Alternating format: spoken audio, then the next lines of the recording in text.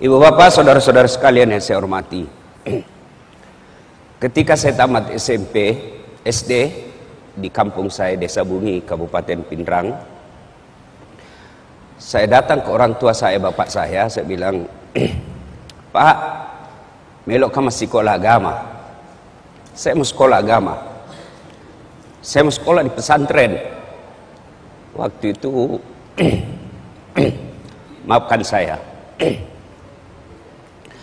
Pondok Pesantren DDI Kabalangan. Pengasuhnya almarhum guru kita Abdurrahman Ambok Dalle. Saat itu bapak saya menjawab, dia lepas sekolah ko nak. Dia lepas sekolah ko, saya tidak bisa sekolahkan kamu di pesantren. Kenapa? Pesantren waktu itu jauh lebih mahal daripada sekolah umum. Di pesantren kita harus bayar biaya kos, biaya makan dan lain sebagainya. Sementara sekolah umum hanya membayar SPP dan OSIS. Waktu itu saya pengurus remaja masjid, masih saya SD. Lalu ngadulah saya dalam tahajud. Alhamdulillah masih SD saya sudah kenalan itu salat tahajud. Saya ngadu kepada Allah. Kalau bahasa Bugisnya mah peletuk kak. Tidak ada keluarga aku orang kaya, tidak ada keluarga aku pejabat. Lalu saya ngadu kepada Allah, ya Allah, kenapa kau lahirkan saya bapakku miskin? Saya tidak minta beli motor, saya tidak minta beli mobil, saya cuma mau sekolah agama. Alhamdulillah, saya malah sekolah umum, SMP di kampung, SMA 4, sarjana saya ada 2, sospol 1, sarjana syariah 1, sospol pun hampir 4 semester saya rahasiakan ke bapak saya, karena bapak saya tidak mau kalau saya sekolah politik. Dia bilang, itu politik pak, boleh-boleh. Saya selesai S2, S3 dan seterusnya. Apa yang membuat saya terharu? Alhamdulillah, saya bisa jadi ustadz meskipun saya tidak pernah mondok. Saya malu bicara di tempat ini. Di sini kumpulan orang-orang soleh, ada guru-guru kita. Saya kalau ketemu teman-teman guru-guru di Wahda Islamiyah, saya selalu berkata Tuan Guru, Andrung Guru. Kenapa? Disitulah pusat-pusat orang punya ilmu. Saya ini hanya pandai menyebarkan ilmu. Sumber ilmu saya dari teman-teman saya di Wahda. Lalu menjadi pertanyaan, kenapa orang panggil saya dakwah? Nah saya ini kasihan, bukan keilmuan dalam bidang dakwah. Ternyata salah satu sebabnya ketika orang saya tanya, bagus cara tak menyampaikan Ustaz. Tidak ada orang sakit perasaannya. Paling banyak sakit perasaannya ibu-ibu. Tapi heran, tetap kita suka itu ibu-ibu Ustaz. Nah, inilah kemudian saya bersyukur pernah sekolah dan sampai sekarang masih mengajarkan ilmu komunikasi. Saya tidak mungkin berlebih ketika saya katakan ilmu pertama yang diajarkan Allah kepada manusia Adam alaihissalam adalah ilmu komunikasi. Kapan Ustaz? Ketika Allah mengajarkan nama-nama makhluk dan tumbuhan kepada Adam. Nama adalah simbol, simbol adalah kajian utama ilmu komunikasi. Ibu bapak, saudara-saudara sekalian yang saya hormati.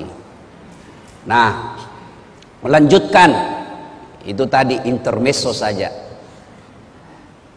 Alhamdulillah emosi saya sudah mulai terkontrol.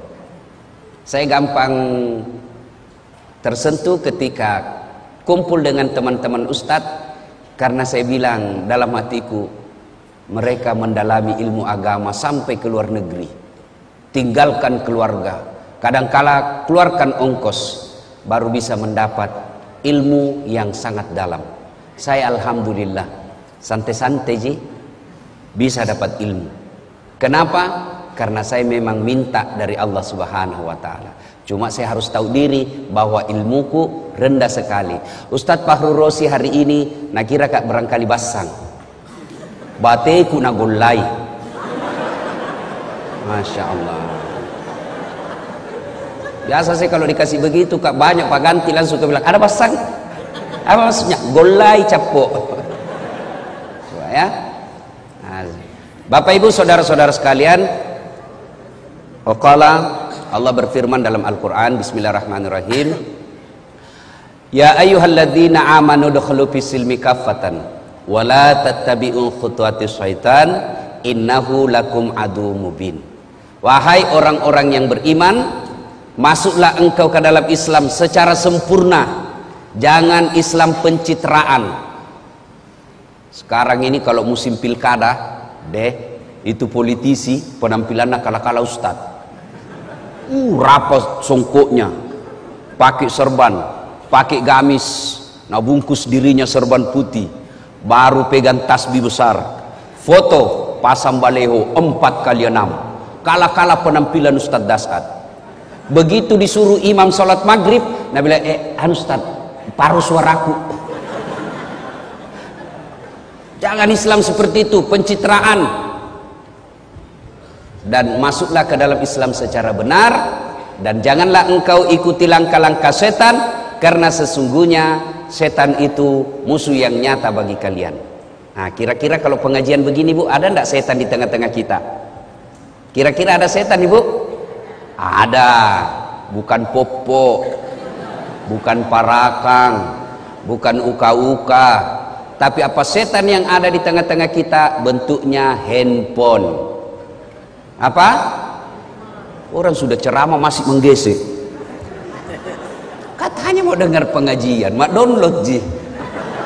Simpan dulu HP ta. Serius kayak ini, serius, simpan dulu. Simpan dulu. Bagaimana kita mau dengar ceramah kalau kita fokus di HP? Ada juga pura-pura foto itu. Padahal dalam hatinya dia HP baru. Ada yang lebih parah, udah foto kan dulu, baru nak share di grup Tablik Akbar bersama Ustadz Dasat, tapi itu ji bajunya nak pakai waktu di TV One. Itu ada juga begitu. Nah ibu bapak saudara-saudara sekalian, pada Tablik Akbar kali ini tema yang saya ingin sampaikan fokus pada cinta. Adik-adik ini yang banyak kecuping-kecuping. Ini adik-adik percayalah, semua penyakit kita ingin cepat sembuh. Mau penyakit kusta, sakit kepala, sakit gigi, sakit utang, semua kita ingin cepat sembuh. Satu-satunya penyakit yang kita tidak mau sembuh adalah penyakit jatuh cinta. Inilah penyakit jatuh cinta, tidak mau kalau sembuh, maunya kita jatuh cinta selamanya. Nah, bicara tentang cinta saya tidak mau ceramah, saya hanya ingin menyampaikan kisah-kisah bagaimana cinta, dakwah dengan cinta. Satu, adik-adik pernah, saudara-saudara, bapak ibu pernah dengar kisah Rasulullah Sallallahu Alaihi Wasallam di Taif. Rasulullah mendapat tekanan di Mekah, mendapat hinaan, mendapat cemoohan, teror secara fisik, teror secara mental. Fisiknya dilempari, mentalnya diludahi, rumahnya dipasangi duri. Lalu siapa yang lakukan itu? Bukan orang lain. Siapa? Keluarganya sendiri. Siapa? Abu Lahab. Tahu itu Abu Lahab deh? Tahu ke Abu Lahab? Tahu? Sepuh satu kali saudarana bapakna Nabi. Bahasa Perancisnya Amurena Nabita. Perancis itu Pare-Pare dan sekitarnya.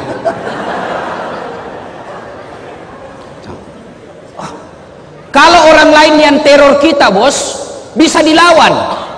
Kalau orang lain yang menghina kita, kita bisa aja berkelahi.